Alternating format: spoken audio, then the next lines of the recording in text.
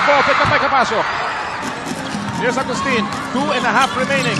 Time running out on the game. Patang Red Bull and a slam dunk. No fear slam dunk coming from Devon Harp. Again, no?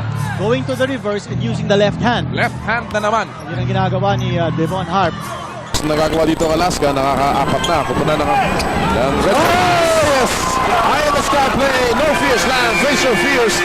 Live your dreams. And back-to-back hits para kay Devon Harp. Paliyup mula kay Valenzuela. Patungo kay Devon Harp, playing beautiful music. Wow, what a slam jam. That was a no fear slam. Face your fears. Live your dreams. Thunder is keeping up with San Miguel. Boom! Reverse layup by Devon Harp! Oh, medyo